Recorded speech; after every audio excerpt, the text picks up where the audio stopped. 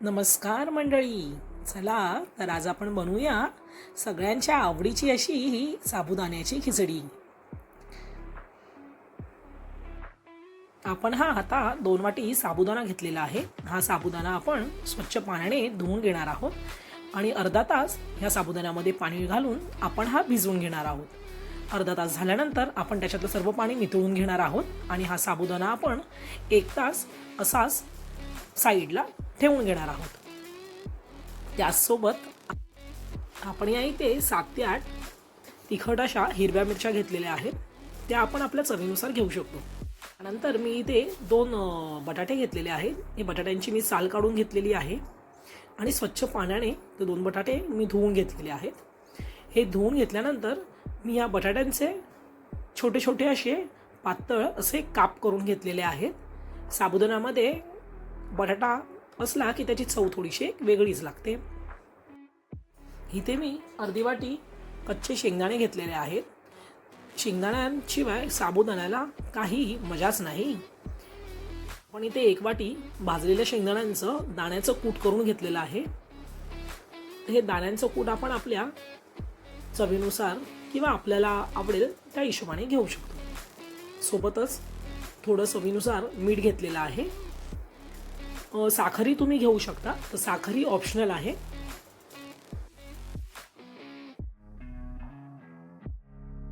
तर हे सर्व साहित्य आपण साबुदाण्याची खिचडी बनवण्यासाठी असं घेतलेलं आहे. तर आपण एकदा बघू शकता की आपण शेंगदाणे घेतलेले आहेत. शेंगदाण्याचं दाण्याचं कूट आहे, मिरची आहे, साखर, मीठ, भिजवलेला साबुदाणा आणि बटाटा असे एवढे साहित्य आपण साबुदाणा बनवण्यासाठी घेतलेलं आहे. आता आपण एक कढई गरम करायला ठेवलेली आहे. यामध्ये आपण हे थोडे शेंगदाणे टाकून घेणार आहोत. हे शेंगदाणे थोडे आपण हलवून घेणार आहोत. 2 ते 5 मिनिटं आपण हे शेंगदाणे चांगले गरम करून घेणार आहोत.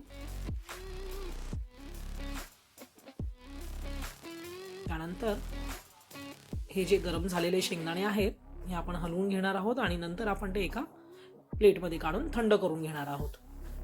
त्यानंतर हे मिक्सरचं एक भांडं घेतलेलं आहे. त्या मिक्सरच्या भांड्यामध्ये शेंगदाणे थंड झाल्यानंतर आपण हे शेंगदाणे टाकून घेणार आहोत. त्या शेंगदाण्यामध्ये आपण ज्या हिरव्या मिरच्या घेतलेल्या होत्या त्या हिरव्या मिरच्याही आपण टाकून घेणार आहोत. तर आपण या हिरव्या मिरच्या चवीनुसार घेऊ शकतो. म्हणजे कोणाला तिखट आवडत असेल तर आपण तिखट करू शकतो, थोडं कमी तिखट पाहिजे असेल तर कमी तिखट. त्यामध्ये चवीनुसार आपण थोडंसं मीठ टाकून घेणार आहोत. म्हणजे हे शेंगदाणा आणि मिरचीचं जे वाटण करतो त्याला एक चांगली चव येते. हे मिक्सरमधून फिरवून घेतल्यानंतर हे आपलं मिरची आणि शेंगदाण्याचं वाटण तयार आहे.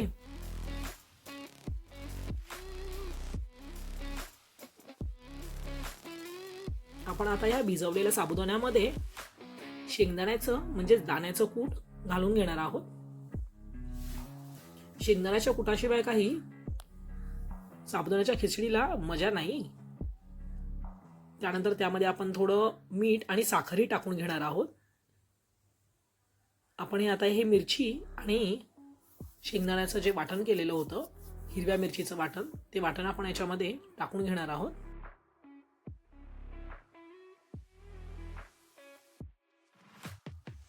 गॅसवरती आता आपण कढई गरम करायला ठेवलेली आहे आणि त्यामध्ये आपण गोवर्धनचं 2 चमचे तूप टाकून घेत आहोत.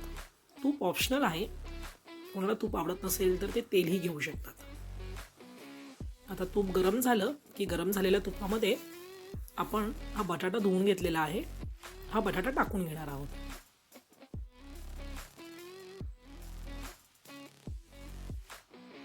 त्यानंतर आपण बटाटा हलवून घेणार आहोत. तर पूर्ण तुपामध्ये हा बटाटा आपण हलवून घेणार आहोत आणि थोडं गरम करून घेणार आहोत.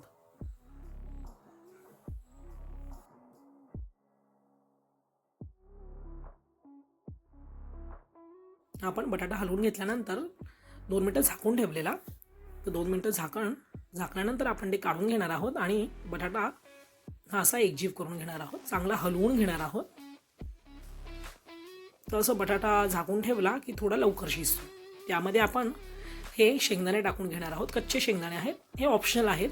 साबुदाणा खाताना त्याच्यामध्ये असे शेंगदाणे आले की जरा त्याची चव थोडी वेगळीच लागते आणि खाण्यात एक थोडा वेगळाच आनंद आणि मजा मिळते. थोडंसं मीठ टाकून घेणार आहोत, म्हणजे बटाटा शिजायलाही मी मदत होते. तर आपण चवीनुसार थोडंसं बटाट्याच्या फोडींवरती मीठ टाकून घेणार आहोत आणि चांगलं हलवून घेणार आहोत.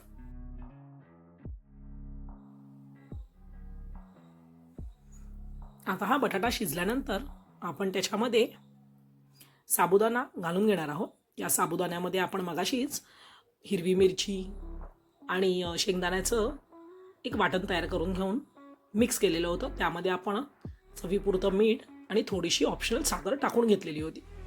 तर आता हा साबुदाणा आणि बटाटा आपण पूर्णपणे मिक्स करून घेणार आहोत. हे सर्व वाटण पूर्णपणे मिक्स केलं तर त्याची थोडीशी एक चव वेगळी येते. तर आपण हा साबुदाणा पूर्ण हलवून घेणार आहोत आणि 2 मिनटं त्याच्यावरती झाकण झाकून घेणार आहोत. 2 मिनटं झाल्यानंतर आपण त्याचं झाकण काढून घेणार आहोत आणि साबुदाणा पूर्णपणे आपण हलवून घेणार आहोत.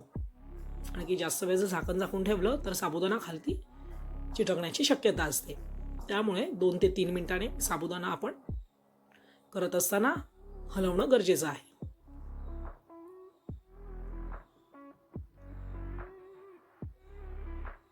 परत एकदा आपण 2 मिनिटासाठी त्याच्यावरती झाकण झाकलेलं आहे. आपण एक चांगली वाफ काढून घेणार आहोत. आता 2 ते 3 मिनिटं झाल्यानंतर आपण परत एकदा झाकण काढून घेणार आहोत आणि या साबुदाणा आपण चांगला हलवून घेणार आहोत. तुम्ही जर बघत असाल तर आपला हा साबुदाणा आता खाण्यासाठी तयार झालेला आहे. त्यामधून अशी हलकीशी वाफ पण यायला लागलेली आहे. तुम्ही बघत असाल तर आपला साबुदाणा पूर्ण सुट्टा झालेला आहे.